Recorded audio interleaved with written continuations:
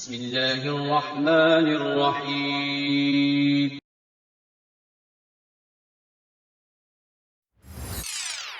الحمد لله وفا والسلام على عباد الذين اصطفى خصوصا على افضلهم وخاتم النبيين محمد الامين وعلى اله وصحبه اجمعين، اما بعد فاعوذ بالله من الشيطان الرجيم، بسم الله الرحمن الرحيم، يؤتي الحكمة من يشاء ومن يؤت الحكمة فقد أوتي خيرا كثيرا، وقال عز وجل هو الذي بعث في الأميين رسولا منهم يتلو عليهم آياته ويزكيهم ويعلمهم الكتاب والحكمة وإن كانوا من قبل لفي ضلال مبين، صدق اللہ العظیم۔ کل جو میں نے چند باتیں تمہیداً عرض کی تھیں اس پروگرام کے ضمن میں، حکمت کے لفظی معنی کیا ہے، حکمت کا اصطلاحی مفہوم کیا ہے،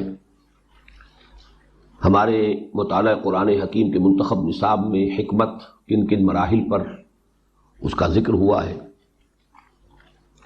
اور پھر خاص طور پر جو آیہ مبارکہ نبی اکرم صلی اللہ علیہ وسلم کے منہج انقلاب کا جو مرحلہ اول ہے، یعنی مردان کار کی فراہمی اور ان کی تیاری، اس کے ضمن میں جو آیہ مبارکہ قرآن مجید میں مضمون کے اعتبار سے 4 مرتبہ وارد ہوئی ہے، اس کے آخر میں جو لفظ حکمت آتا ہے کم سے کم 3 مقامات پر، تو اس کے بارے میں ذرا تفصیل سے میں نے کچھ عرض کیا تھا، اگرچہ اس میں بعض باتیں جو ہیں وہ رہ گئیں جو میں آج چاہتا ہوں کہ اس کو بھی شامل کر دوں۔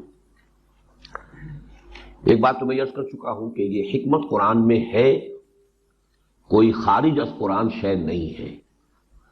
اس میں تھوڑی سی وضاحت کا اضافہ کہ چونکہ ائمہ 4 جو ہمارے جو سمجھیے کہ بڑی اہم شخصیات، ان میں سے ایک امام شافعی رحمۃ اللہ علیہ کا یہ واضح قول موجود ہے کہ حکمت سے مراد حدیث اور سنت ہے، تو اس کے حوالے سے تھوڑی سی وضاحت ضروری ہے۔ اس ضمن میں مولانا امین حسن اصلاحی صاحب نے جب ایک کتاب لکھی تھی بہت اپنے ابتدائی دور میں، یہ ارلی 50s میں شائع ہوئی تھی، تدبر قرآن کے نام سے ادارہ چراغ راہ نے اسے شائع کیا تھا۔ اب وہ مبادئ تدبر قرآن کے نام سے شائع ہوتی ہے، اور یہ اصل میں نام میں نے ہی تبدیل کیا جب تدبر قرآن کے نام سے تفسیر مولانا مودودی کی شائع ہونی شروع ہوئی، اور وہ میں نے ہی شائع کی تھی اس کی جلد اول، تو چونکہ اس کا نام بھی مولانا تدبر قرآن رکھا، تو اب اس کتاب کو میں نے مبادئ تدبر قرآن، اس لیے کہ مولانا امین حسن اصلاحی صاحب کے جو اصول ہیں تدبر قرآن کے وہ اس کتاب میں تھے، اب ان اصول کی اپلیکیشن کے ساتھ تفسیر قرآن، وہ گویا کہ اب یہ تفسیر ہے تدبر قرآن، تو مبادئ تدبر قرآن میں نے اس کا نام رکھا تھا۔ اس میں انہوں نے یہ رائے ظاہر کی ہے اور بڑی دلائل کے ساتھ ظاہر کی ہے کہ اس سے مراد حدیث یا سنت نہیں ہے، اگرچہ حدیث اور سنت قرآن حکیم کے تمام اجزاء کی شارح ہونے کی حیثیت سے اس میں بھی یقیناً حکمت موجود ہے، اس لیے کہ قرآن مجید میں جو احکام آئے ہیں حدیث میں ان کی وضاحت ہے، تفصیل ہے۔ اسی طریقے سے حکمت جو قرآن مجید ہی کا ایک انٹیگرل پارٹ ہے، ظاہر بات ہے کہ اس کی بھی مزید وضاحت اور یہ مضامین حدیث میں بھی ہیں، لیکن یہاں لفظ حکمت سے حدیث یا سنت مراد لینا صحیح نہیں۔ اس کے دلائل بہت وزنی انہوں نے پیش کیے، اگرچہ مجھے محسوس ہوتا ہے کہ یہ کچھ بڑھاپے کا اثر ہوا ہے، کچھ ذہول مولانا پر طاری ہوا کہ جب وہ تفسیر تدبر قرآن لکھی تو اس کی جلد اول میں جب یہ آیت مبارکہ آئی تو وہاں انہوں نے کہا کہ ہمارے نزدیک امام شافعی کے اس قول میں بڑا وزن ہے کہ اس سے مراد سنت ہے، تو اس حالانکہ اپنے سابقہ موقفیات انہیں یاد نہیں رہا ہے، اور یا یہ کہ بہرحال عمر کا کوئی تقاضا ہے واللہ عالم، یا تو وہ لکھتے کہ میری رائے تبدیل ہو گئی ہے تو بات اور ہوتی، یہ بھی لکھا نہیں انہوں نے کہ اپنی سابقہ رائے کا حوالہ دے کر یہ کہے انسان کہ اب میری رائے بدل گئی۔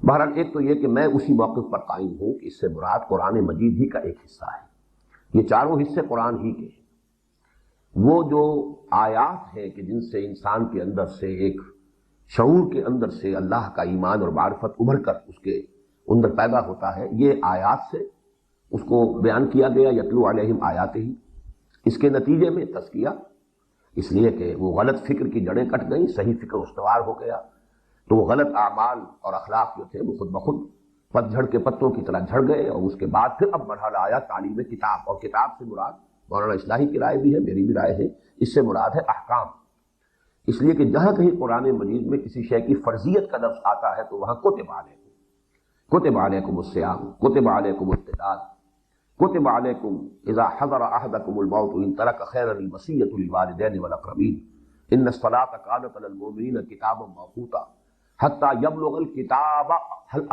الکتاب اجلہ، یعنی جو قانون ہے عدت کا وہ پورا قانون جو ہے وہ اپنا مکمل ہو جائے اس کا تقاضا. تو کتاب اصل میں ہے قرآن مجید کے ان آیات سے گویا کہ مراد ہے، ان میں احکام ہے.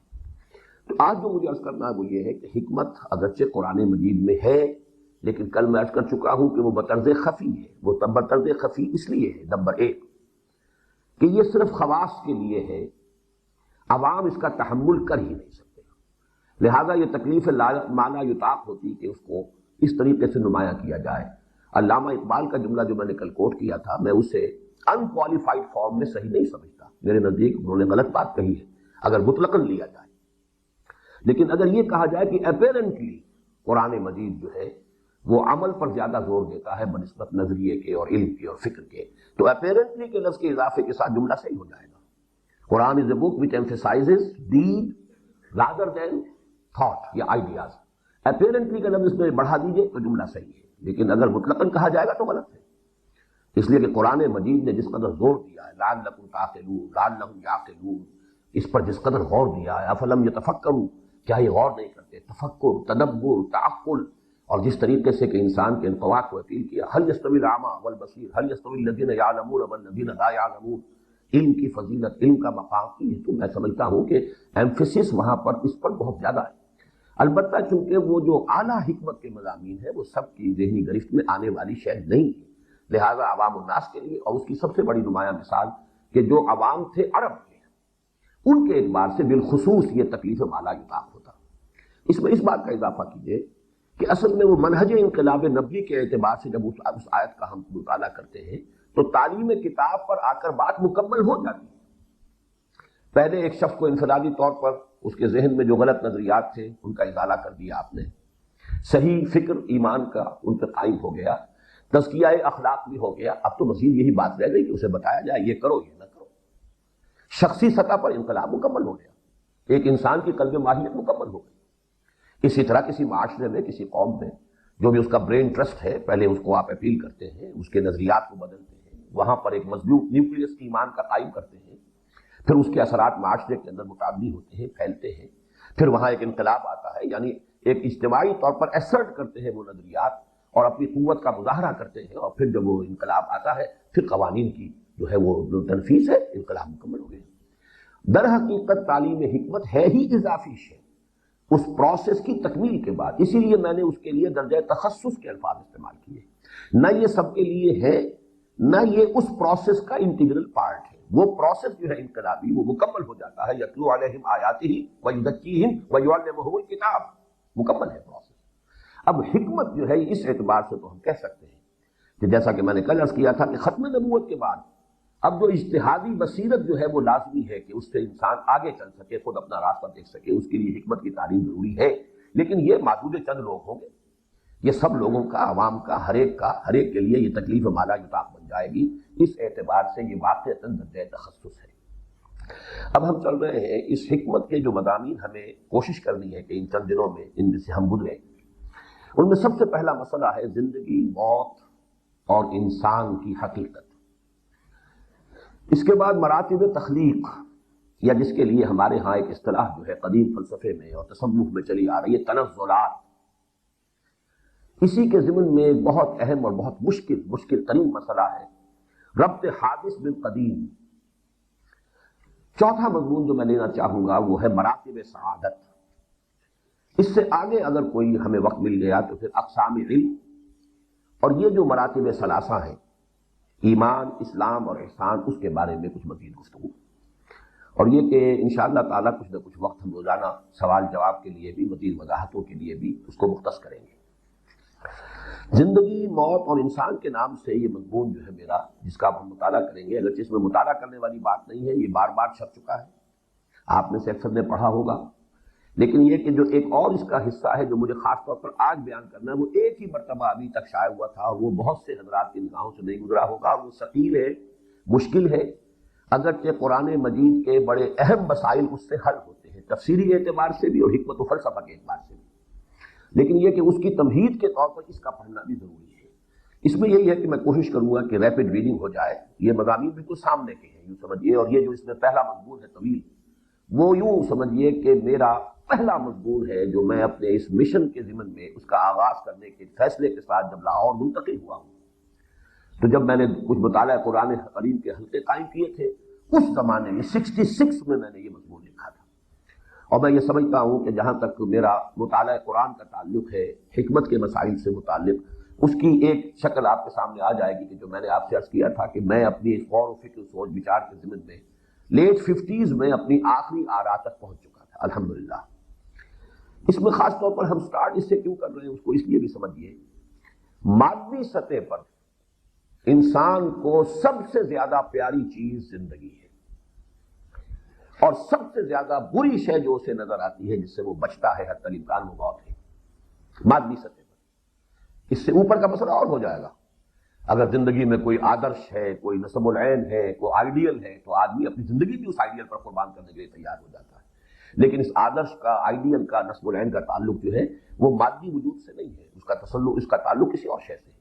خالص مادی سطح پر سب سے پیاری شے، جس کو کہ اب جدید سائیکالوجی میں کہا جاتا ہے پریزرویشن آف دی سیلف، اپنا تحفظ جو ہے، یہ در حقیقت نہ صرف انسان بلکہ ہر جاندار شے کا سب سے پورٹنٹ موٹیو، سب سے بڑا محرک، اور سب سے زیادہ یوں سمجھیے کہ اس کے لیے جو اس کے انسٹنکٹس کے اندر زوردار انسٹنکٹ ہے، وہ ہے تحفظ ذات، بقائے ذات، یعنی زندگی کا تسلسل برقرار رہے، تار حیات ٹوٹنے نہ پائے، موت سے انسان بچتا ہے۔ یہ ہے خالص مادی سطح پر اہم ترین مسئلہ۔ اس کی حقیقت قرآن کے نزدیک کیا ہے؟ اب یہ ہے اصل میں اس کا مضمون۔ کھول لیجئے اس کو، اور اس میں ذرا جلدی سے گزرنا ہے تیزی کے ساتھ۔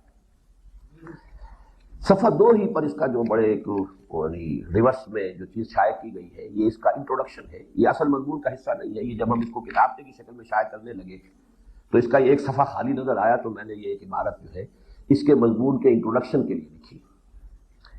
عہد حاضر میں انسان کے وجود کے جس داخلی تضاد کو اپنے مخصوص مزاحیہ انداز میں واضح کیا لسان العصر اکبر الہ آبادی نے۔ اکبر الہ آبادی اگرچہ مشہور تو ہے کہ صرف ایک مزاحیہ اور ظریفانہ کلام انہوں نے کہا ہے، بڑا عارفانہ کلام بھی ہے ان کا، اور اس اعتبار سے بڑے اونچے فلسفیانہ مسائل سے بھی انہوں نے اپنے کلام میں بحث کی۔ ان کے یہ 2 اشعار جو ہیں یہ اس تضاد کو ہائی لائٹ کر دیں گے کہ انسان کی حقیقت کے بارے میں کس قدر 2 چیزیں پولز اپارٹ ہیں۔ کہا منصور نے خدا ہوں میں، علی الحق، کہا منصور نے خدا ہوں میں، ڈارون بولا بوزنا ہوں میں۔ ڈارون نے یہ کہا کہ میں تو بندر ہوں، بندروں سے ارتقاء ہو کر بوزنا بندر۔ اب یہ 2 انتہائی نظریات ہیں انسان کے بارے میں۔ کہا منصور نے خدا ہوں میں، ڈارون بولا بوزنا ہوں میں۔ ہنس کے کہنے لگے میرے ایک دوست، فکر ہر کس بقدر ہمت اوست۔ ہر شخص کا خیال جو ہے اپنی ہمت کے مطابق، یہ ڈارون کی ہمت ہی اتنی تھی کہ وہ سوائے بندر کے اپنی حقیقت کچھ اور نہیں سمجھ پایا، اور یہ کہ اس کا منصور کا ہمت کا معاملہ یہ تھا کہ اس نے الحق کا دعویٰ کیا۔ لسان الملت، علامہ اقبال کو اس کے کامل فہم میں کچھ وقت لگا۔ ابھی چونکہ میں سن رہا تھا کچھ سوال جواب ہو رہے تھے۔ دیکھیے، جہاں تک اسلام کے اسٹرکچر کا تعلق ہے، اس کے بارے میں مجھے خود علامہ اقبال سے شدید اختلافات ہیں۔ جہاں تک ان کے لیکچرز کا تعلق ہے، یہ بحث آپ نے کچھ عرصہ ہوا ہمارے اخبارات میں بھی، اور جو ہمارے مشہور ادیب ہیں اشفاق احمد، ان کے حوالے سے بھی یہ بحث اٹھی ہے کہ اقبال 2 ہے، ایک نہیں ہے۔ ایک اقبال اپنی شاعری میں نظر آتا ہے، ایک اقبال اپنے خطبات میں نظر آتا ہے، اور ان دونوں کے درمیان جو ہے بڑا فرق و تفاوت ہے۔ یہ خالص فلسفے کے میدان میں گفتگو ہو رہی ہے، اور اس کا جو شعر ہے اس کے اندر اس کے وجدانی معاملات ہیں، اس کی کچھ تجربات باطنی ہیں کہ جن کا اظہار ہو رہا ہے، اور اس میں اس کا پیغام جو ہے امت کے لیے وہ ہے۔ خالص فلسفیانہ سطح پر جب گفتگو ہوگی تو واقعہ یہ ہے کہ یہ ہم پڑھیں گے اپنے مضمون میں عقل و نقل کی کشمکش میں کہ فلسفے کی لمیٹیشنز ہیں، ان سے آگے فلسفہ جا ہی نہیں سکتا، لہذا ان لمیٹیشنز پر آ کر اقبال کو بھی رکنا پڑتا ہے۔ لیکن یہ کہ جہاں تک خالص فلسفیانہ مابعد طبیعیاتی مسائل و حکمت کے مسائل کا تعلق ہے، اس میں بہت حد تک میں ان کے اقوال اور ان کی آراء سے 95% متفق ہوں۔ البتہ جہاں اسلام میں اجتہاد اور اس کا رول اور اس کا سکوپ، اس پر جو گفتگو ہوئی ہے، اور میں نے ہر موقع پر اس سے اپنا اختلاف واضح کیا ہے، اس میں یقیناً وہ جو ہے جو تجدد والا انداز ہے وہ ان میں موجود ہے، ان کے لیکچرز کے اندر خطبات کے اندر. اور میں یہ سمجھتا ہوں کہ یہ غنیمت رہا ہے کہ ان کے خطبات جو ہیں یہ بڑے ثقیل تھے، دقیق تھے، بہت مشکل تھے. ہمارا طبقہ علماء اکثر و بیشتر اس سے واقف نہیں ہے، ورنہ ان پر کفر کے فتوے بہت پہلے لگے ہوئے تھے اور بڑے شد و بد کے ساتھ لگے ہوئے. تو یہ جو خلیفہ عبدالحکیم کے بارے میں آپ کہتے ہیں، بلکہ میرے نزدیک تو خود غلام احمد پرویز کی بھی نسبت اقبال کی طرف ان خیالات کے اعتبار سے غلط نہیں ہے، وہ نسبت صحیح ہے اگر وہ اپنا انتصاب کرتا ہے، اس لیے کہ اس فکر کے جراثیم اقبال کے ہاں بھی موجود ہیں. اور یہ معاملہ وہی ہے اصل میں کہ جو تجدید جو ہو رہی ہے اب اس کے اندر درجہ بدرجہ لا ترکبن طبقا عن طبق، یہ بھی تو یعنی تدریجاً معاملہ ہونے والا ہے. تو اقبال کی شاعری کے اندر محسوس ہوتا ہے کہ وہ پوری کی پوری چھلانگ انہوں نے لگا لی ہے، لیکن اپنے خطبات کے اندر وہ بہت سے معاملات کے اندر ان کے اندر تجدد پسندی کا رنگ موجود ہے، یا کم سے کم وہ مواد موجود ہے جسے تجدد پسند لوگ ایکسپلائٹ کر سکتے ہیں، استعمال کر سکتے ہیں. یہاں پر میں بیان کر رہا ہوں کہ اقبال کے ہاں چونکہ یہ چیز تو بالکل متفق ہے کہ تدریج ہوئی ہے اس کے ہاں. ایک زمانے میں وہ خالص وطن پرست، مٹی کی پتھر کی مورتوں میں سمجھا ہے تو خدا ہے، خاک وطن کا مجھ کو ہر ذرہ دیوتا ہے. اب وطن پرستی کی انتہا ہے، ہندی ہے ہم، وطن ہے ہندوستان ہمارا. اب یہ کیفیت تھی ان کی، ایک نغمہ وطنیت جو ہے وہ اس کا آلاپ ہے، خاک وطن کا مجھ کو ہر ذرہ دیوتا ہے. لیکن یہ کہ پھر اس کے بعد ارتقا ہوا ہے ان کی سوچ میں، پھر وہ ترانہ ملی ہے، پھر یہاں تک ہے کہ اس وطنیت کے بارے میں کہتے ہیں کہ جو وہ مذہب کا کفن ہے، جو پیرہن اس کا ہے وہ مذہب کا کفن ہے. نہ زارہ دیری نہ زمانے کو دکھا دے، اے مصطفی خاک میں اس بت کو ملا دے.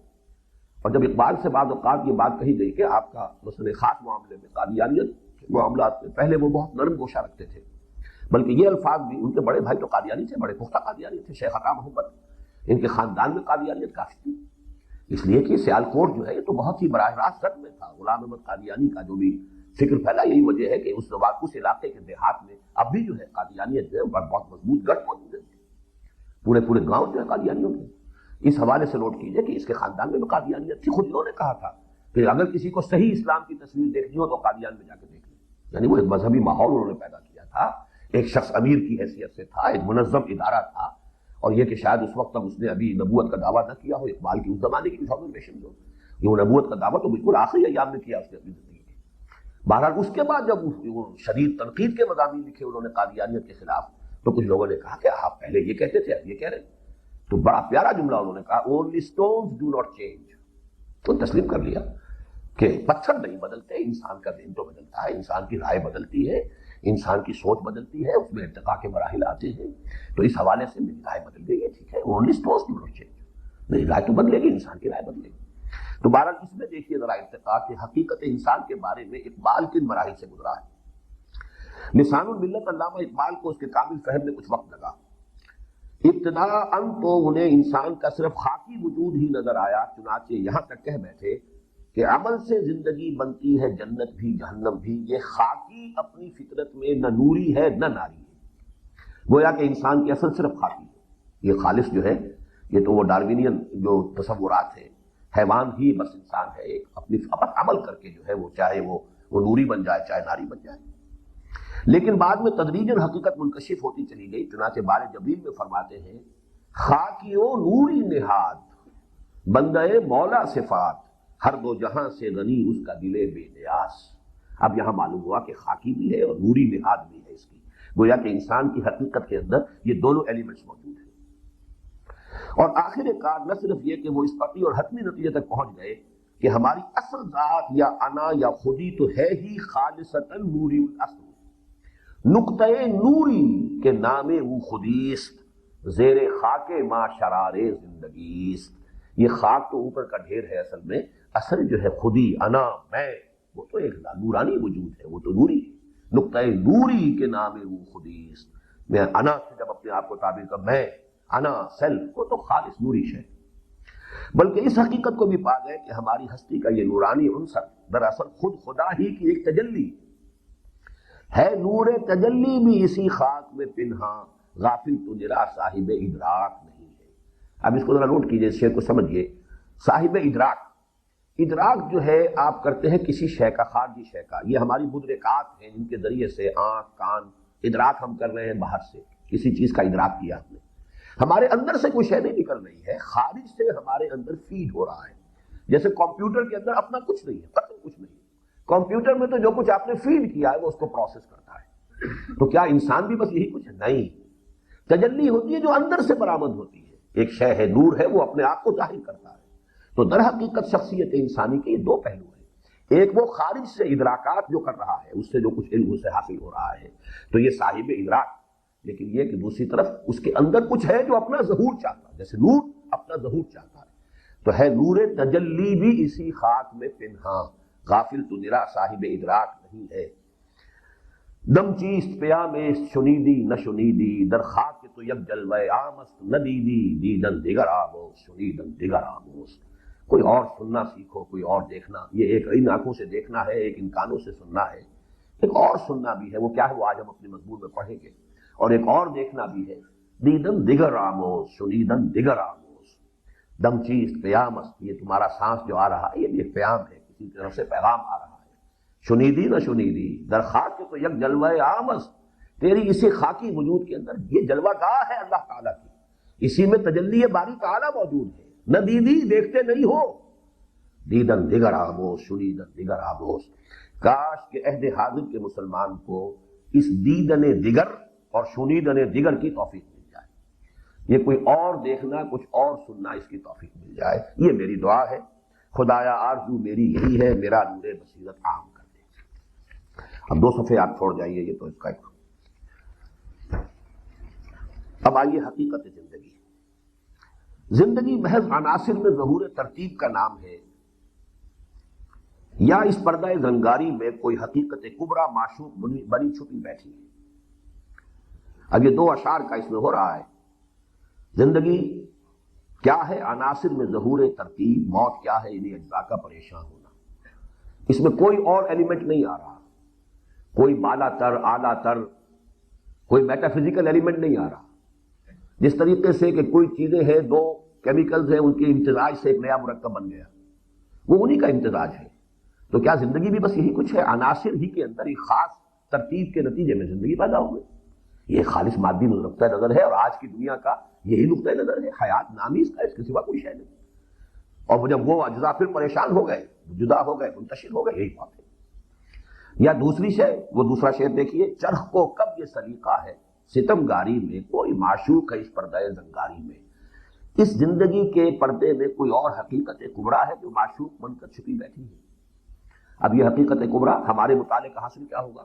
خود ذات باری تعالیٰ کی تجلی ہے، جو اپنا ظہور، اس کے لیے ایک راستہ اس نے یہ اختیار کیا ہے۔ ابھی ہم نے صرف کوشچن پوز کیا ہے، یہ صحیح ہے یا وہ صحیح ہے۔ اسی طرح موت زندگی کے خاتمے کا نام ہے، یا یہ بجائے خود زندگی ہی کا ایک وقفہ ہے، یعنی آگے بڑھے کے دم لے کر ہم اپنی زندگی کو، اب یہ سارے کوشچن پوز کر رہے ہیں، ہم اپنی زندگی کو امروز و فردا کے پیمانوں سے ناپے اور حسرت سے پکار اٹھے کہ عمر دراز مانگ کے لائے تھے 4 دن، 2 آرزو میں کٹ گئے 2 انتظار میں۔ کیا ہے یہ ظفر کا شعر ہے غالباً۔ یا اسے جاوداں پہم دماں ہر دم جواں مانے، اور اپنی ابدیت کے سرور انگیز تصور سے شاد کام ہو۔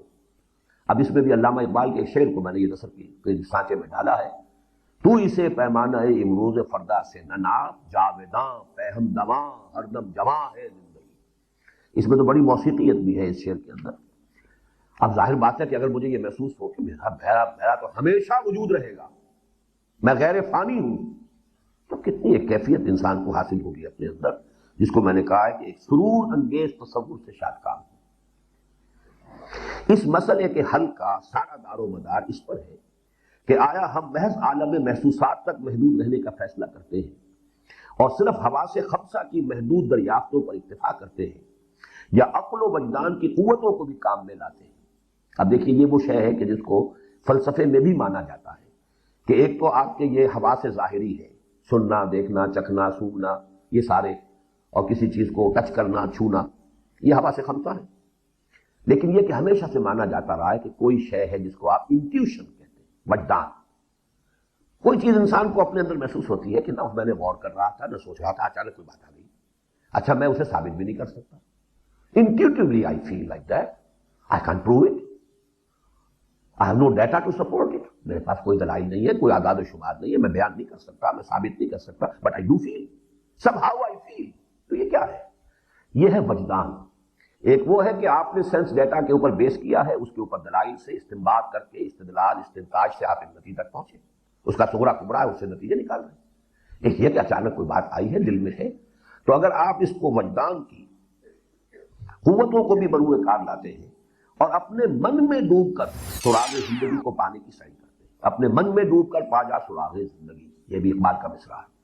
اچھا، وجدان کے ساتھ میں نے لفظ عقل بھی لگایا ہے۔ اب اس کو یوں سمجھیے کہ جہاں تک فزیکل سائنسز کا تعلق ہے وہ تو لازماً صرف حواس ظاہری اور پھر اس سے جو بھی استنباط کرتے ہیں عقل، اس سے آگے نہیں جائے گی۔ البتہ عقل کی ہمیشہ سے ایک کوشش یہ بھی رہی ہے کہ اس کائنات کے کلی حقائق کا سراغ بھی لگائے۔ فلسفہ اسی کویسٹ کا نام ہے، حالانکہ معلوم ہے میٹا فزکس ہے، اس کو فزیکل ذرائع سے آپ ان حقائق تک نہیں جان سکتے اور نہیں رسائی حاصل کر سکتے، لیکن فلسفہ جس شے کا نام رہا ہے وہ در حقیقت ایک کوشش رہی نوع انسانی کی کہ حقائق کونیہ، جو اصل حقائق ہے کہ جو ہماری اس جو حواس خمسہ، حواس ظاہری کے دائرے سے باہر، ان کی بھی حقیقت کا سراغ لگایا جائے، اسی کے لیے فلسفی جو ہے اس کے ساتھ گفت و گریباں رہے، تو عقل اور وجدان کی قوتوں کو بھی بروئے کار لائے۔ عالم محسوسات اور حواس خمسہ تک محدود رہی ہے تو زندگی بس پیدائش سے لے کر اور موت تک کے وقفے کا نام ہے۔ قرآن مجید ان مومنین تجربہ و شہود کے تصور حیات کو ان الفاظ میں بیان فرماتا ہے، ان ہی الا حیاتنا الدنیا وما نحن بمبعوثین، یعنی یہ فلسفہ ایسا نہیں ہے کہ آج ہی ہے دنیا میں، امپیریسزم آپ اسے کہیں، میٹیریلزم آپ اسے کہیں، لاجیکل پازیٹیوزم آپ اسے کہیں، بے شمار نام ہے فلسفوں کے، سب کا خلاصہ یہی ہے جو قرآن مجید نے یہاں بیان کیا۔ ان ہی الا حیاتنا الدنیا وما نحن بمبعوثین، سورۃ الانعام، ہمارے لیے زندگی نہیں ہے مگر بس یہی دنیا کی زندگی اور ہم کو پھر نہیں زندہ ہونا۔ اور دوسرا سورہ جاثیہ کا ہے وما ہی، یہ بات نوٹ کرتے جائیے گا کہ آپ کو وہ اصول کتنی مرتبہ ملے گا کہ اہم مضامین قرآن مجید میں کم سے کم 2 جگہ ضرور آتے ہیں۔ وما ہی الا حیاتنا الدنیا نموت ونحیا وما یہلکنا الا الدہر، نہیں ہے زندگی سوائے اس دنیا کی زندگی کے، ہم خود ہی جیتے ہیں خود ہی مرتے ہیں۔ یہی فرق ہے جو میں نے سورہ حدید کے درس میں نوٹ کرایا کرتا ہوں، وہاں آپ کو ملے گا یحیی و یمیت، وہ ہمیں زندہ رکھتا ہے وہ ہمیں مارتا ہے۔ ایک یہ کہ اسے اپنی طرف منسوب کرتا ہے انسان، میں خود زندہ ہوں خود مرتا ہوں، اور مجھے مارنے والی شے سوائے دہر کے اور کچھ نہیں ہے، یہی ہے جو بھی گردش فلک ہے، یہی دنیا جو ہے فزیکل ورلڈ ہے۔ جیسے میں نے عرض کیا تھا کہ موت، زندگی کیا ہے؟ عناصر میں ظہور ترتیب، موت کیا ہے؟ انہیں اجزا کا پریشان ہونا۔ اور ان کے ذہن کی پستی اور علم کی کوتاہی پر ان الفاظ میں تبصرہ فرماتا ہے، یعلمون ظاہرا من الحیات الدنیا، اور اس میں خاص نقطہ یہی ہے حیات دنیاوی کے بھی صرف ظاہر کو جانتے ہیں۔ اس کی وضاحت آگے چل کر آئے گی، ذرا الفاظ پر نوٹ کیجیے، حیات دنیاوی کی بھی ایک اصل حقیقت ہے، یہ بھی ان کی نگاہوں سے اوجھل ہے۔ یعلمون ظاہرا من الحیات الدنیا، نہیں کہا کہ یعلمون حیات الدنیا، یہ ٹھیک ہے، یہ صرف حیات دنیا کو جان، نہیں، ظاہرا من الحیات الدنیا۔ اور دوسرا تبصرہ جو سورۃ النجم، ذالک مبلغہم من العلم، یہ بڑا ایک لطیف پیرایا ہے تعریض کا اور طنز کا، یہ ہے ان کی پہنچ علم کے معاملے میں، بس یہاں تک رسائی ہو پائی ہے۔ مبلغ علم جس کو ہم پھر محاورتاً استعمال کرتے ہیں اردو ادب میں، مبلغ علم یہ قرآن کی اصطلاح ہے۔ ذالک مبلغہم من العلم، علم میں سے بس ان کی رسائی یہیں تک ہو پائی ہے کہ انہیں حیات دنیاوی کے سوا کچھ نظر نہیں آتا۔ کیا واقعی زندگی بس اسی مختصر سے وقفے کا نام ہے؟ ہمارے حواس خمسہ یقیناً ولادت کے ما قبل اور موت کے ما بعد کے بارے میں بالکل لاچار اور بے بس ہے۔ کسی آنکھ نے نہیں دیکھا، نہ کوئی آنکھ دیکھ سکتی ہے کہ ولادت سے پہلے کیا تھا اور موت کے بعد۔ ولادت سے پہلے ہم نے چلیے 9 مہینے کا حساب تو لگا لیا، وہ نطفے کے قرار پانے تک بھی دیکھ لیں گے، وہ ساری مائکروسکوپک اسٹڈی کر لی، اس سے پہلے بھی کچھ تھا کہ نہیں، کیا پتا کہاں سے اٹک کے ہم، وہ ہمارے ظاہر بات ہے کہ وہ کہیں سے بھی کوئی ذریعہ ہمارے پاس حواس ظاہری کا موجود نہیں۔ موت کے بعد کیا ہے کچھ پتہ نہیں، ڈراپ سین، آئرن کرٹن، اس کے پرے آپ نہیں دیکھ سکتے۔ لیکن کیا عقل انسانی اسے باور کرتی اور وجدان اسے قبول کرتا ہے؟ ذرا آنکھیں بند کر کے اس وسیع اور اس کائنات کی عظمت و وسعت کا تصور کرو اور پھر سوچو کہ اس کائنات کا مرکزی وجود انسان ہے، سلسلہ تخلیق کا کمال، ارتقاء حیات کی آخری منزل، تو کیا اس کی حقیقت بس یہی کچھ ہے کہ بچپن کے لعب و لہو اور بڑھاپے کے لکیلا یعلم من بعد علم شیئا کے مابین ایک تھوڑے سے وقفے کے ہوش و شعور کا نام حیات انسانی ہے؟ گویا ایک ذرا ہوش میں آنے کے خطابار ہیں ہم۔ بچپن کی زندگی کیا انسان کو معلوم، شعور ابھی ہے ہی نہیں، اور ایک خاص عمر کے بعد پھر انسان ارذل العمر لکیلا یعلم من بعد علم شیئا، کچھ پتہ نہیں، بس یہ تھوڑا سا وقفہ، 30-40 برس. یہ ہے وہ انسان اشرف المخلوقات. وہ انسان، دیکھیے میں نے یہاں لفظ اشرف المخلوقات استعمال نہیں کیا، لیکن خالص مادی سطح پر بھی ڈارون بھی تو یہ کہتا ہے کہ ارتقاء حیات کی آخری منزل انسان ہے. تو ذرا سوچئے تو صحیح، جمادات اور جمادات کے بعد حیوانات اور حیوانات کا ہومو سیپینس کھڑا ہوا ہے at the top of the evolution tree. اس کی زندگی بس یہی زندگی 40 برس 50 برس. اس سے پہلے بچپن کا لعب و لہو، اور اس کے بعد جو ہے یرد الی ارذل العمر لکی لا یعلم من بعد علم شیئا. جو کوئی حیات انسانی کے اس تصور پر مطمئن ہو سکتا ہو وہ ہو. اب دیکھیے لفظ مطمئن پر کس قدر خوبصورت آیت ہے نیچے قرآن مجید کی، وَرَضُوا بِالْحَيَاةِ الدُّنْيَا وَاطْمَأَنُّوا بِهَا. تبصرہ ہو رہا ہے ان لوگوں کا حال یہ ہے، ان کی پستی ذہنی و فکری کا عالم یہ ہے، حیات دنیاوی ہی پر راضی ہو گئے، جیسے کوئی بچہ چند کھلونوں پر راضی ہو جاتا ہے. رضوا بالحیات الدنیا واطمأنوا بها، اس پر مطمئن ہو گئے. حالانکہ ذرا بھی انسان کا شعور جاگا ہوا ہو، ذرا سا بھی انہیں اپنی خودی کا احساس ہو، اپنی خودی پہچان ہو. غافل انسان، وہ غافل افغان ہے اقبال کا مصرع اصل میں. تو انسان اتنی سی حقیقت، وہ اس حیات دنیاوی پر کیسے راضی ہو جائے؟ تو جو کوئی حیات انسانی کے اس تصور میں مطمئن ہو سکتا ہو وہ ہو. آخر سطح ارضی پر انسان ہی تو نہیں بستے، لاتعداد حیوانات اور چرند پرند بھی یہی بس رہے ہیں. تو کون سے تعجب کی بات ہے کہ خود انسانوں میں گروہ کثیر انسان نما حیوانوں ہی کا ہو. لہم قلوب لا یفقہون بہا ولہم اعین لا یبصرون بہا ولہم آذان لا یسمعون بہا اولئک کالانعام بل هم اضل. حقیقت میں وہ انسان ہے ہی نہیں جو حیات دنیاوی پر قناعت کر گیا ہو اور سمجھ رہا ہو کہ بس یہی حیات زندگی ہے اور اس پر مطمئن ہو. رضوا بالحیات الدنیا واطمأنوا بها، وہ راضی ہو گئے اسی پر. کتنی چھوٹی سی ان کی دنیا، کتنا چھوٹا سا ان کا ذہن کا ظرف ہے کہ جو بھر گیا اسی سے. اپنی حقیقت سے بے خبر اور اپنی عظمت سے غافل یہ انسان نما حیوان در حقیقت ایک ذرا ہوش میں آنے کے بھی بس مغالطے ہی میں مبتلا ہے. وہی الہی تو انہیں زندہ ہی تسلیم نہیں کرتی. انک لا تسمع الموتى ولا تسمع الصم الدعاء. اے نبی آپ مردوں کو نہیں سنا سکتے. اور یہاں مردوں سے مراد قبر میں داخل ہونے والے مردے نہیں ہیں، وہ مردے جو زمین پر چلتے پھرتے مردے ہیں انسان. ورنہ حضور نے کبھی جا کر قبروں پر کھڑے ہو کر اپنی تبلیغ نہیں فرمائی ہے کہ آپ نے جا کر قبروں کو سنانے کی کوشش کی ہو کہ تبلیغ فرمایا. آپ اپنی تبلیغ تو آپ کر رہے تھے ان کو کہ جو زندہ تھے بظاہر، چلتے پھرتے جو حیوان تھے اور چلتے پھرتے مردہ جو تھے، جنہیں میں کہا کرتا ہوں تعزیے ہے چلتے پھرتے، یہ در حقیقت مقبرے. تو قرآن کہتا ہے انک لا تسمع الموتى، یہ تو مردہ ہے، اس لیے کہ انسانیت والی زندگی ان میں ہے ہی نہیں. جن کا حال یہ ہو، اقبال نے بھی ایک مصرع بڑا عجیب استعمال کیا ہے، روح سے تھا زندگی میں بھی تہی جن کا جسد. بظاہر تو زندہ تھے لیکن اس زندگی میں بھی بایولوجیکل لائف تو تھی. وہ تو کتے کی بھی ہے، گدھے کی بھی ہے، ہر حیوان کی ہے، بلی کی ہے، بایولوجیکل لائف تو تھی. روح سے تھا زندگی میں بھی تہی جن کا جسد. یہ نظم ہے جو قبر کا اور ایک محکوم کی میت کا مکالمہ ہے کہ کسی محکوم کو یہ آزادی کے لیے نظم کہی ہے علامہ اقبال نے محکومی کی مذمت کرتے ہوئے کہ کسی محکوم انسان کو، غلام انسان کو جو ہے قبر میں جب داخل کیا گیا تو قبر نے اسے ایکسیپٹ نہیں کیا. کیا وجہ ہے؟ میرے اندر یہ اتنی کہاں سے یہ سوزش آ گئی؟ قبر کہہ رہی ہے. وہ معلوم ہوا کہ یہ محکوم تھا کم وقت جو یہ میرے اندر جا کے دفن کیا گیا ہے.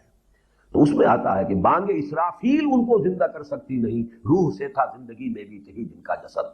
آہ ظالم تو جہاں میں بندہ محکوم تھا، میں نہ سمجھی تھی کہ ہے کیوں خاک میری سوزناک. میں نہیں سمجھتی تھی کہ کیا ہوا ہے مجھے، میری یہ مٹی کو کس قسم کی جلن کیوں شروع ہو گئی ہے. بدبخت انسان، تو محکوم انسان تھا جو دنیا کے اندر تو نے محکومی اور غلامی میں زندگی بسر کی. آہ ظالم تو جہاں میں بندہ محکوم تھا، میں نہ سمجھی تھی کہ ہے کیوں خاک میری سوزناک. اس کے بعد پھر آخری یہ شعر ہے سورہ کا، بانگ اسرافیل ان کو زندہ کر سکتی نہیں، روح سے تھا زندگی میں بھی تہی جن کا جسد. ان وہ تو جو بانگ اسرافیل سے جو زندہ ہوں گے وہ تو وہی ہوں گے. بہرحال یہ شاعرانہ خیالات ہیں، لیکن میں نے اس شعر کی حقیقت جو یہاں ہے اس کو بیان کیا ہے.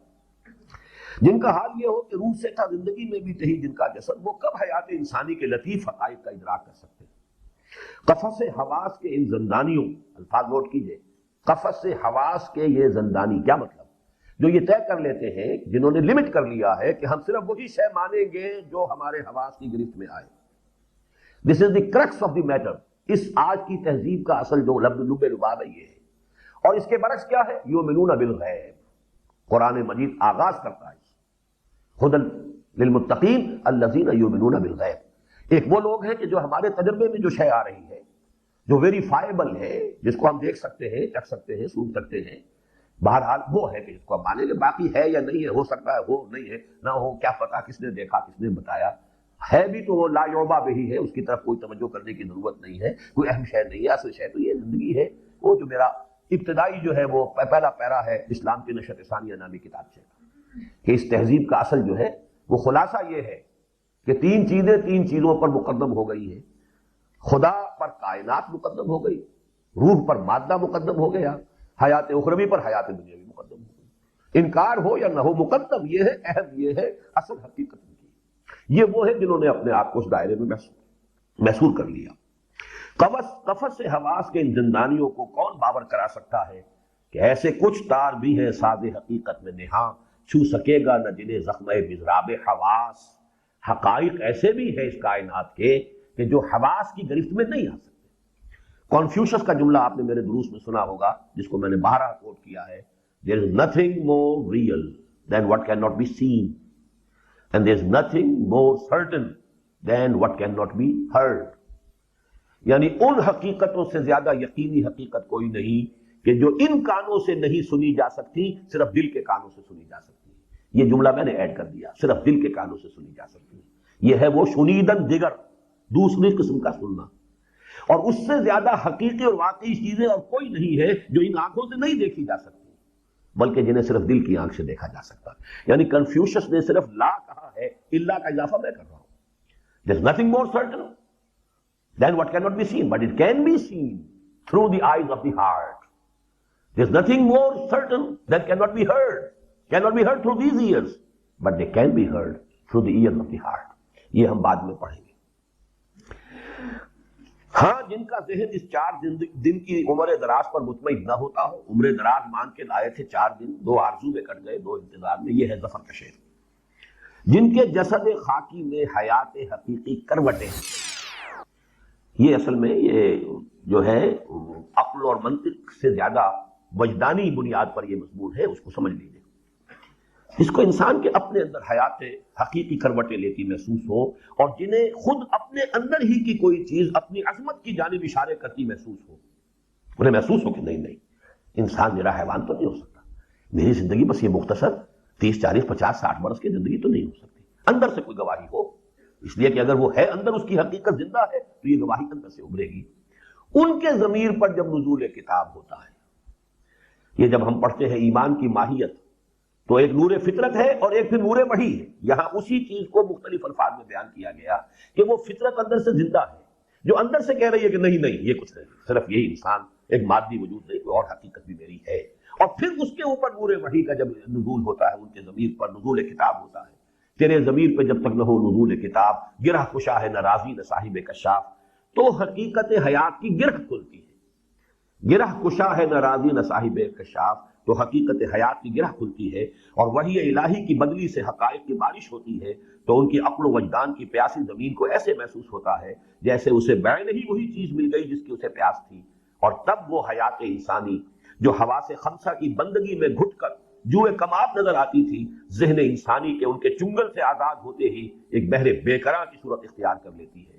بندگی میں گھٹ کے رہ جاتی ہے ایک جوئے کباب، اور آزادی میں بحر بے قرار ہے زندگی. اور یہ حیات دنیاوی جو لا علمی اور بے خبری میں اصل حیات قرار پا گئی تھی، سکڑ اور سمٹ کر اصل کتاب حیات کے محض ایک دیباچے اور مقدمے کی شکل اختیار کر لیتی ہے.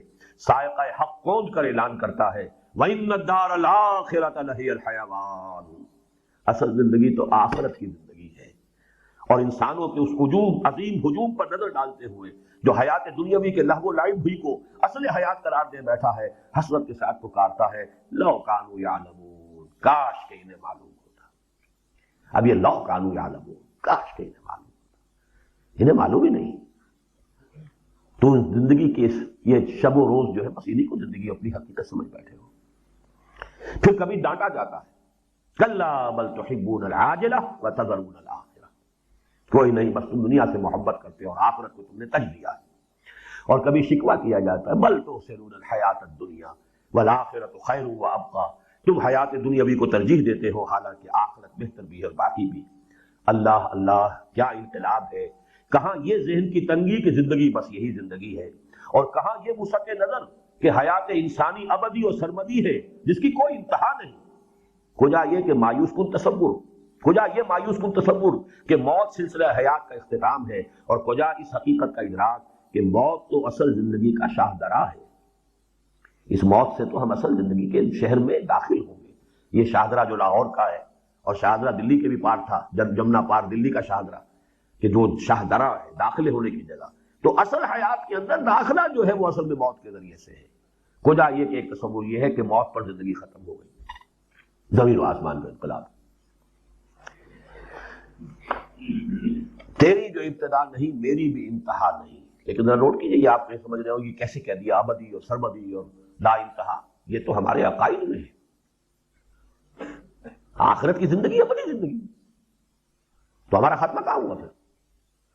اگرچہ اس کے بارے میں کوئی ایک اور رائے بھی ہے، وہ میں بعد میں عرض کروں گا، لیکن یہ کہ قرآن مجید کا جو مین جو پیغام ہے وہ تو یہی ہے، ابداً ابدا، ہمیشہ ہمیشہ، لا یموت فیہا ولا یحیا۔ موت تو نہیں آئے گی نا، چاہے زندگی بھی نہ ہو جہنم والے کی، لیکن موت تو نہیں آئے گی۔ بہرحال تو ابدی تو ہو گئے ہم۔ بدقسمتی سے اخروی زندگی کے ماننے والوں میں بھی بہت کم بلکہ شاذ ہی ایسے ہیں جو اس کے جاننے والے ہیں۔ اب ان دونوں الفاظ کو سمجھیے، ماننا اور ہے عقیدے کی حیثیت سے، جاننا اس کی قدر و قیمت کا جاننا، اس حیات دنیاوی سے اس کی اصل ریشو پروپورشن کا جاننا۔ یہ کہا سارا معاملہ یہاں ہے، مانتے تو ہم سب ہیں، جانتے نہیں ہیں اسے۔ جانتے اور جان لے تو عظیم انقلاب آ جائے گا زندگی۔ ماننا اور ہے، اس کا آگے وضاحت آ رہی ہے۔ ایک یہ ہے کہ اصل زندگی تو یہ ہے، ایک ضمیمے کے طور پر وہ زندگی بھی ہے، جیسے کتاب کے ساتھ ضمیمہ لگا ہوتا ہے۔ ایک یہ کہ اصل کتاب زندگی موت کے بعد کھلے گی، یہ اس کا صرف مقدمہ یا دیباچہ ہے۔ ماننے میں تو ہو گیا، لیکن ان دونوں میں کتنا زمین و آسمان کا فرق ہے، ریشیو پروپورشن کا فرق ہے۔ اگر اصل کتاب زندگی وہ ہے اور یہ صرف اس کا دیباچہ ہے تو آپ کا مینٹل ایٹیچیوڈ اور ہوگا، اور اصل کی زندگی یہ ہے وہ اس کا ضمیمہ ہے تو آپ کا مینٹل ایٹیچیوڈ اور ہوگا۔ کہنے کو آپ آخرت کے ماننے والے، دونوں ہی ماننے والے۔ تو بدقسمتی سے اخروی زندگی کے ماننے والوں میں بھی بہت کم بلکہ شاذ ہی ایسے ہیں جو اس کے جاننے والے بھی ہوں۔ اس کا ماننا جس قدر آسان ہے، جاننا اسی قدر دشوار ہے۔ ماننا تو محض توارث سے بھی مل جاتا ہے، میرے والدین مانتے تھے، میں بھی مانتا ہوں، میں مانتا ہوں، میری اولاد بھی مانے گی۔ لیکن جاننے کے لیے اپنے ظرف ذہنی کو وسیع و عمیق کرنے کی ضرورت ہے، اور اس کا موقع آج کی مادہ پرست دنیا میں کسے نصیب ہے؟ ماننے والوں کی غالب اکثریت نے حیات دنیاوی کو اصل کتاب جان کر حیات اخروی کو اس کے بس ایک تتمے اور ضمیمے کی حیثیت سے مانا ہے۔ کتاب زندگی، اصل کتاب زندگی اس دنیا کی زندگی کو مان کر وہاں جاننا ہے، جان کر، اور حیات اخروی کو صرف اس کے ضمیمے یا تتمے کی حیثیت سے جانا ہے۔ حالانکہ جاننا یہ چاہیے کہ اصل کتاب حیات تو موت کے بعد کھلنے والی ہے، یہ حیات دنیاوی تو بس اس کا ایک دیباچہ یا مقدمہ ہے، یہ حقیقت ہے اور وہ محض اس کا ایک عکس، وہ ابدی ہے، وہ حقیقت ہے اور یہ محض اس کا ایک عکس، وہ ابدی ہے اور لامتناہی، اور یہ عارضی ہے اور مختتم، وہ حقیقی اور واقعی ہے اور یہ اس کے مقابلے میں محض کھیل تماشا بلکہ متاع غرور۔ آیات بینات وما الحیات الدنیا فی الآخرۃ الا متاع، آخرت کے مقابلے میں دنیا کی زندگی صرف تھوڑے سے ساز و سامان، ضرورت کی چیزوں کا کچھ نہیں۔ فما متاع الحیات الدنیا فی الآخرۃ الا قلیل، یہاں پہ دیکھیے جوڑے آ رہے ہیں آیتوں کے، وما هذه الحیات الدنیا الا لہو ولعب، نہیں ہے یہ دنیا کی زندگی سوائے کھیل اور کود کے کچھ نہیں۔ وما الحیات الدنیا الا متاع الغرور، اور نہیں ہے یہ دنیا کی زندگی مگر دھوکے کا سودا، اس حقیقت پر شاہد ہے۔ لیکن اب یہاں آ رہا ہے اس حیات دنیاوی کا یہ جو ایک نیگیشن آ رہی ہے، اس کو بیلنس کیجئے اس کے پازیٹیو سائڈ کے ساتھ۔ حیات دنیاوی کی یہ ساری بے نظارتی اور کم آئے گی حیات اخروی کے مقابلے ہی میں ہے، ورنہ بجائے خود یہ ایک ٹھوس حقیقت ہے۔ جیسے روح کے مقابلے میں مادے کی کوئی حیثیت نہیں، لیکن مادہ خود اپنی جگہ پر ایک ٹھوس حقیقت ہے۔ یہ ساری مادیت کا ظہور جو آج دنیا میں ہے، آپ مادے کی نیگیشن تو نہیں کر سکتے۔ ہاں، اس کے مقابلے میں روح، اسی طریقے سے حیات دنیا بھی اپنی جگہ پر ایک بہت بڑی حقیقت ہے، لیکن یہ کہ آخرت کے مقابلے میں متاع ہے، قلیل ہے، دھوکے کی کٹی ہے، اس کی حقیقت سمجھ لیجیے۔ ذرا غور کرو، جو کتاب حکیم موت کو بھی ایک مثبت حقیقت قرار دے، یہ بڑی عجیب سی بات لگے گی آپ کو، مثبت حقیقت ہے موت، اس لیے کہ قرآن کہتا ہے خلق الموت والحیات، اس نے موت کو پیدا کیا ہے۔ موت خود مخلوق ایک شے ہے، کوئی شے ہے، یہ صرف معدوم ہونے کا نام نہیں ہے جو عام طور پر ذہنوں میں تصور ہے موت کا۔ ذرا غور کرو، جو کتاب حکیم موت کو بھی ایک مثبت حقیقت قرار دے، جو حیات ہی کی طرح تخلیق کے مراحل سے گزری ہے۔ خلق الموت والحیات لیبلوکم ایکم احسن عملا، وہ حیات دنیاوی کو کب بے حقیقت ٹھہرا سکتی ہے؟ یہ بے حقیقت صرف اس وقت بنتی ہے جب اس کا تقابل حیات اخروی سے کیا جائے، اور متاع غرور اس وقت قرار پاتی ہے جب نگاہیں اس پر اس طور سے مرکوز ہو جائیں کہ دل و دماغ حیات اخروی سے محجوب ہو جائے۔ اگر یہ آڑ بن گئی ہے، آخرت کو سے آپ کو غافل کر دیا، تو یہ دھوکے کی ٹٹی ہے، دھوکے کا سامان ہے، ورنہ بجائے خود ایک بڑی عظیم حقیقت ہے۔ یہی رمز ہے قرآن حکیم کے اس تبصرے میں کہ یعلمون ظاہرا من الحیات الدنیا، یہ حیات دنیاوی کے بھی صرف ظاہر سے واقف ہے، اس کی حقیقت کیا ہے وہ ایک حدیث کے حوالے سے آگے آئے گی۔ یہ مومنین حیات دنیاوی خود حیات دنیاوی کی حقیقت سے کب واقف ہے؟ اس کا بھی بس ظاہر ہی ان کی نگاہوں کے سامنے ہے، خود اس کی حقیقت آشکارا ہو جائے تو حیات انسانی کے جملہ حقائق تک رسائی کی راہیں روشن ہو جائیں۔ قرآن حکیم نے حیات دنیاوی کو حیات انسانی کا ایک امتحانی وقفہ قرار دیا ہے۔ خلق الموت والحیات لیبلوکم ایکم احسن عملا، یعنی یہ امتحان گاہ ہے، نتائج آخرت میں ظاہر ہوں گے۔ قلزم ہستی سے تو ابھرا ہے مانند حباب، اس زیاں خانے میں تیرا امتحان ہے زندگی۔ یہ گھڑی محشر کی ہے تو عرصہ محشر میں ہے، پیش کر غافل عمل کوئی اگر دفتر میں ہے۔ اور نبی اکرم صلی اللہ علیہ وسلم نے دنیا کو آخرت کی کھیتی سے تعبیر فرمایا، الدنیا مزرعۃ الآخرہ، غرض یہ کہ آخرت سے ملا کر دیکھو تو حیات دنیاوی بھی ایک ٹھوس حقیقت ہے، بصورت دیگر اس کا کوئی حقیقی وجود ہی باقی نہیں رہ جاتا۔ آخرت سے قطع نظر حیات دنیاوی کی حقیقت اس کے سوا اور کیا ہے؟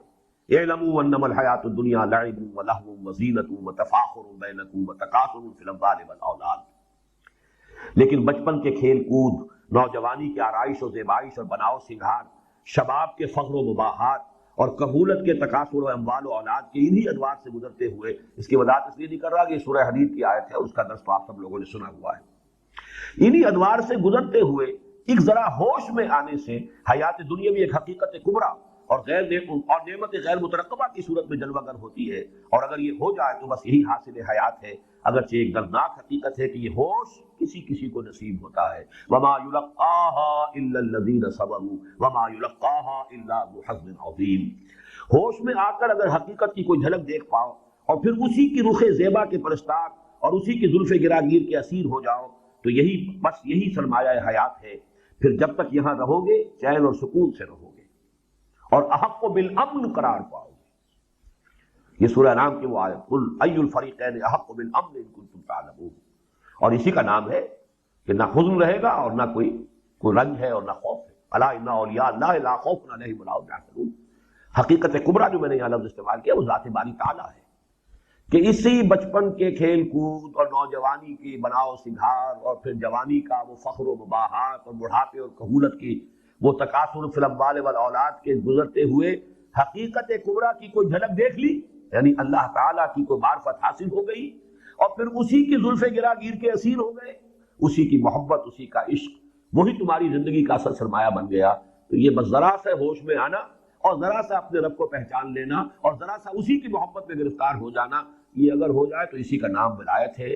یہی در حقیقت وہ مقام ہے کہ لا خوف علیہم ولا هم یحزنون، یہی وہ ہے کہ احق بالامن۔ پھر جب تک یہاں رہو گے چین اور سکون سے رہو گے اور احق بالامن قرار پاؤ گے۔ موت حجرہ عروسی میں داخلے سے زیادہ خوشائند نظر آئے گی اور اس کا استقبال مسکراتے ہوئے کرو گے۔ نشان مرد مومن بات و گویم جو مر آیت تبسم نہ لگے۔ یہ موت تو پھر اللہ سے ملاقات کا ذریعہ ہے، یہ تو حیات اخروی کا شاہدرہ ہے۔ اب آگے بات بڑھ گئی، یہ تو اپنے محبوب سے ملاقات کا ذریعہ ہے، تو اس سے زیادہ محبوب شے کون سی ہو جائے گی؟ یہ بات تھی جو حضرت خالد بن ولید نے کہی تھی۔ یہ باتیں جو ہے ہم اس کے صرف ظاہر کو سمجھتے ہیں، وہ تو ٹھیک ہے، مرتبہ شہادت کی عظمت ہے، لیکن جو یہ کہا تھا کہ تم ہم سے کیا مقابلہ کرو گے، میرے ساتھ وہ لوگ ہیں جنہیں موت اتنی ہی محبوب ہے جتنی کہ تمہیں زندگی محبوب ہے۔ میں نے عرض کیا تھا مادی سطح پر محبوب ترین شے زندگی ہے، پریزرویشن آف دی سیلف، لیکن جب اللہ کی محبت واقعتاً حاصل ہو گئی ہو محبت، یہ ٹھیک ہے محبت خدا بندی نہیں تو چلیے جنت مرتبہ شہادت یہ بھی ایک کم تر درجے میں یہ بھی ایک نصب العین بن جائے گا، لیکن یہ ہے کہ جو واقعتاً محبت کے رنگ آشنا ہو چکے ہوں، جنہیں اللہ تعالیٰ کے ساتھ واقعتاً وہ عشق کا تعلق قائم ہو چکا ہو، ان کے لیے تو موت جو ہے حجلہ عروسی، یہی الفاظ تھے جو حضور کے آخر تھے۔ الفاظ کیا تھے جو عین انتقال کے وقت؟ اللہم فی الرفیق الاعلی، اب وہ رفیق اعلیٰ، بس اب وہ درکار ہے، کچھ نہیں درکار۔ اور یہ وہی بات ہے اصل میں کہ جو حضور نے حدیث میں فرمائی ہے کہ رسول انبیاء کو موت کے وقت بھی آپشن دیا جاتا ہے، ابھی مزید رہنا چاہتے ہو دنیا میں رہ سکتے ہو، ویسے your mission has been accomplished, your time has come, you can return، یہ ریٹرن نہیں ہے نا۔ اللہم فی الرفیق الاعلی، اگرچہ یہ بات کہنے کی نہیں ہے لیکن میرا بہرحال خیال ہے، بعد میں قبل میں نے کہا بھی ہے کہ کبھی اگر اللہ نے پہنچائی دیا حضور کے قدموں میں تو شکوہ کروں گا کہ آپ نے جلدی کی۔ عرب میں انقلاب ابھی اس کی تکمیل ہوئی تھی، ابھی وہ جو لوگ یدخلون فی دین اللہ افواجا آئے تھے ان کی تربیت کا ابھی مرحلہ باقی تھا، آپ نے جلدی کی، لیکن یہ وہ عشق کا غلبہ ہے، اب نہیں جی چاہ رہا رہنے کو مزید۔ اگر وہ وقت ختم ہو گیا، میرا جو ایک فرض منصبی ہے، الدنیا سجن المومن و جنت الکافر، یہ مومن کے لیے قید خانہ ہے، اس کے لیے تو جو قیدی کی سب سے بڑی آرزو تو ہے کہ وہاں سے چھٹکارا ملے، وہ تو ایک حکم ہے جس کی وجہ سے وہ پابند ہے۔ یہ زندگی لائبلٹی ہے، ایسٹ نہیں ہے اس معنی میں، یہاں تو ہم مجبوراً رکھے گئے ہیں۔ اگر آخرت پر یقین اور اللہ سے محبت ہے تو بہرحال اس صورت میں موت محبوب ہوگی، موت کی طلب ہوگی، وہ مطلوب ہوگی۔ اور یہ جو میں نے کہا ہے کہ حجلہ عروسی میں داخلے سے زیادہ خوش آئند نظر آئے گی، اس لیے کہ وہ تو محبوب سے ملاقات کا ذریعہ ہے۔ نشان مرد مومن ماتو گویم جو برق آیا تبسم بن، اور وہاں اٹھو گے تو اس حال میں کہ نورہم یسعی بین ایدیہم و بایمانہم، اور پھر ابد الآباد تک امن اور سکون ہی میں نہیں رہو گے، بلکہ اب یہ بلکہ جو ہے یہ عام لوگوں کے سامنے نہیں ہے۔ جنت کو لوگوں نے یہی سمجھا کوئی عیش کی جگہ ہے، بس عیاشی، کھائیں گے پیئیں گے اینڈیں گے وہاں، سمجھے جی، اور بس یہی کچھ ہے جو لوگوں کی جن کی یہاں سے آگے سوچ ہی کوئی نہ ہو۔ جو دنیا کی نعمتیں بس وہ نعمتیں کروڑ گنا ارب گنا زیادہ وہاں ہو جائیں گی، اس سے اوپر ان کا کوئی تصور نہ یہاں ہے نہ وہاں ہوگا۔ لیکن یہاں سمجھیے پھر ابد الآباد تک امن اور سکون ہی میں نہیں رہو گے، بلکہ تمہاری مشاہدہ حق کی لہجہ بلہجہ بڑھتی ہوئی پیاس کو آسودگی عطا کی جائے گی، یہاں تک کہ تم حقیقت الحقائق اور جانے جانا کا مشاہدہ کرو گے۔ وجوہ یومئذ ناظرۃ الی ربہا ناظرہ۔ اور اگر ہوش میں نہ آئے، یہ تو ہوش میں آنا تھا کہ اسی زندگی میں بچپن کا جو تھا اور جوانی نوجوانی، پھر وہ کہولت اور بڑھاپا، اس میں کہیں کوئی ہوش آ گیا، ذرا ہوش آ گیا یعنی اللہ سے تعارف ہو گیا، اللہ کے جلال کی کوئی جھلک دیکھ لی اور انسان اس کا دیوانہ ہو گیا اور اسی کا عاشق اور اسی کا محب بن گیا، تو یہ کیفیت ہے۔ اور اگر ہوش میں نہ آئے، زمینی خواہشات ہی میں غلطاؤں پیچا رہے، وَلَٰكِنَّهُ أَخْلَدَ إِلَى الْأَرْضِ، زمینی خواہشات، ہمارا یہ نفس جو ہے، نفس امارہ، حیوانی وجود زمینی ہے، اور اس کی ساری توجہات ان زمینی دلچسپیوں کی طرف ہے، عالم اسفل کی طرف، اور اوندھے منہ پڑھ کر پستی پر نگاہوں کو جمائے رکھا، مکبن علی وجہہ، اوندھے منہ چل رہے ہیں۔ افمن یمشی مکبن علی وجہہ اہدی ام من یمشی سویا علی صراط مستقیم، اوندھے منہ پڑھ کر پستی ہی پر نگاہوں کو جمائے رکھا اور یہاں کی جھوٹی مسرتوں اور آسودگیوں ہی کی تلاش میں سرگرداں رہے، تو یہ زندگی تمناؤں اور آرزوؤں کے بحر لجین میں دیوانہ وار ہاتھ مارتے ہوئے بیت جائے گی، جہاں ظلمات بعضها فوق بعض کے سوا کچھ نہیں، او کظلمات فی بحر لجی یغشاہ موج من فوقہ موج من فوقہ سحاب، ظلمات بعضها فوق بعض۔ پھر مرو گے اس پیاسے کی موت جو سراب کو پانی سمجھ کر دیوانہ وار دوڑتا رہا، حتیٰ کہ انتہائی حسرت و یاس کی حالت میں جان دے دی۔ والذین کفروا اعمالهم کسراب بقیعۃ یحسبہ الظمآن ماء حتی اذا جاءہ لم یجدہ شیئا ووجد اللہ عندہ فوفاہ حسابا۔ اور پھر وہاں اٹھو گے اس حال میں کہ زبان پر رب لم حشرتنی اعمی وقد کنت بصیرا کا شکوہ ہوگا، اور پھر رہو گے ابد الآباد تک اس حالت میں کہ نہ زندوں میں ہوگے نہ مردوں میں۔ ثم لا یموت فیہا ولا یحیا، نہ عذاب کی سختی جینے ہی دے گی اور نہ موت ہی آئے گی کہ اسے چھٹکارا دلا دے۔ لا یذوقون فیہا الموت الا موتۃ الاولی، غالباً الفاظ آگے ہیں، نہ عذاب کی سختی جینے ہی دے گی اور نہ موت ہی آئے گی کہ اسے چھٹکارا دلا دے۔ لا یذوقون فیہا الموت، گویا اب اس کا نتیجہ کیا نکلا گویا دنیا اور آخرت میں تضاد نہیں توافق ہے۔ غلط سمجھا جنہوں نے اسے ایک دوسرے سے مختلف یا اس کی ضد سمجھا۔ یہ دونوں باہم دیگر پیوست و ہم آغوش ہیں، ایک ہی۔ اب اسی لیے یہاں پہ لفظ نوٹ کیجئے ہم آغوش کے، کہ یہ بات میرے دروس میں آتی ہے کہ جب قرآن مجید کہتا ہے وَمِن كُلِّ شَيْءٍ خَلَقْنَا زَوْجَيْن، تو دنیا کا زوج ہے آخرت۔ جس طرح زوجین باہم پیوست ہوتے ہیں، اسی طریقے سے یہ حیات دنیاوی حیات اخروی باہم پیوست ہے، مربوط ہے، مسلسل ہے۔ ایک ہی حیات انسانی کا تسلسل ان میں جاری ہے۔ جس نے یہاں دیکھا وہی وہاں بھی دیکھے گا، اور جو یہاں اعمیٰ رہا وہ وہاں اعمیٰ ہی نہیں بلکہ اضل سبیلا رہے گا۔ ومن کان فی ہذہ اعمیٰ فہو فی الآخرۃ اعمیٰ واضل سبیلا۔ اور حقائق سے جیسے یہاں محجوب رہا، ایسے ہی حقیقت کبریٰ کے مشاہدے سے وہاں محروم رہے گا۔ کلا انہم عن ربہم یومئذ لمحجوبون۔ دیکھیے اس حیات مستعار کی عظمت اور اس ذرا ایک ذرا ہوش میں آنے کی اہمیت۔ تبھی تو وہی الہی بار بار پکارتی ہے لو کانوا یعلمون۔ یہ جملہ نہ معلوم کتنی مرتبہ آیا ہے قرآن، لو کانوا یعلمون، لو کانوا یعلمون، لو کانوا یعلمون۔ پھر بھی اگر کوئی کہے کہ قرآن مجید علم پر زور نہیں دیتا، اپیرنٹلی ان مسائل کے اوپر اس فلسفیانہ انداز میں، منطق کے انداز میں بات نہیں ہوئی ہے قرآن میں، لیکن حکمت، علم، فہم، تفقہ، ان چیزوں کا تو انتہائی ایمفیسس۔ شروع کریں۔ بسم اللہ اولہ وآخرہ۔ قرآن حکیم بار بار پوچھتا ہے هل يستوي الاعمى والبصیر، کیا برابر ہو سکتا ہے اندھا اور دیکھنے والا؟ هل يستوي الذین یعلمون والذین لا یعلمون، کیا برابر ہوتے ہیں سمجھ والے اور بے سمجھ؟ حقیقت یہ ہے کہ اصل فرق علم اور جہل ہی کا تو ہے۔ بالکل صحیح کہا تھا جس نے کہا تھا علم نیکی ہے اور جہالت بدی، یہ سقراط کا جملہ ہے۔ علم نیکی ہے اور جہالت بدی، نالج از ورچو۔ انسانوں کے اس جم غفیر پر نگاہ ڈالو۔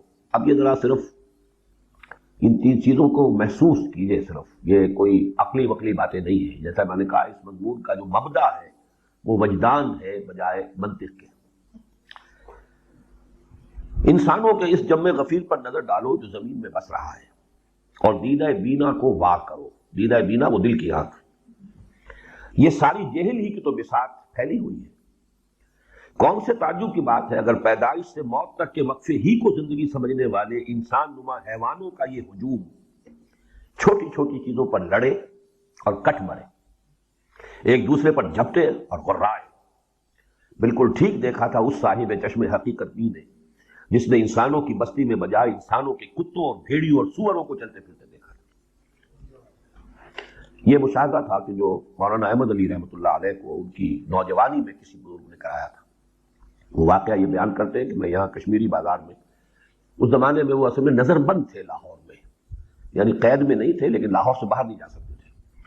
وہ جو ریشمی رومالوں کی تحریک کا سلسلہ تھا، کیونکہ جو لوگ بھی کسی درجے میں اس کے ساتھ متعلق رہے تھے تو وہ ان کا نام بھی تھا، تو وہ نظر بند تھے۔ وہ کہتے ہیں یہیں کشمیری بازار کے دوپہر کا وقت تھا، میں گھوم رہا تھا تو ایک شخص ملا مجھے اور اس نے کہا، درویش سا تھا، مجذوب سا، کہ میں کسی انسان سے ملنا چاہتا ہوں، مجھے کسی انسان کا پتہ بتاؤ۔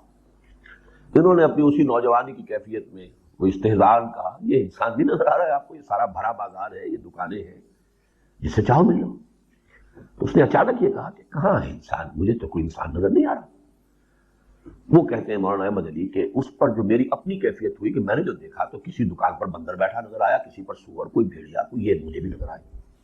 تو میں بھی حیران سا ہوا، پلٹ کر میں نے دیکھا تو وہ آدمی نہیں تھا موجود۔ تو یہ اصل میں حقیقت، معنوی حقیقت جو ہے، اللہم ارنی حقیقت الاشیاء کما ہی، کہ یہ انسانی شکل و صورت میں اور انسانی لباس پہنے ہوئے سب انسان نہیں ہیں، بلکہ بل ہم اضل، یعنی ان سے گئے گزرے بڑے بڑے درندے جو ہیں، ان کی شقاوت قلبی کا اندازہ انسان کرے تو ان کے اندر چھپا ہوا بس وہ ایک کلچر سا ہے، اوپر کا ایک رنگ ہے جو چڑھا ہوا ہے، کچھ تہذیبی آداب ہے، کچھ جو وہ صورت جو ہے نظر آتی ہے۔ حقیقت میں انسان کتنے ہیں؟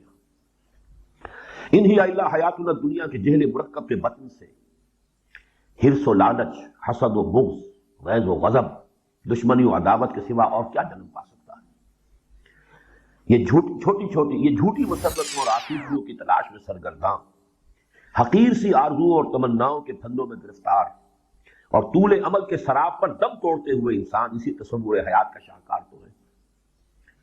یہ اچھے الفاظ ہیں، طول عمل کے سراب پر دم توڑتے ہوئے، اس لیے کہ طول عمل وہ ہے جس کا سلسلہ کبھی ختم نہیں ہوتا، آرزو ہے ایک کے بعد دوسری، دوسرے کے بعد تیسری، تیسرے کے بعد چوتھی.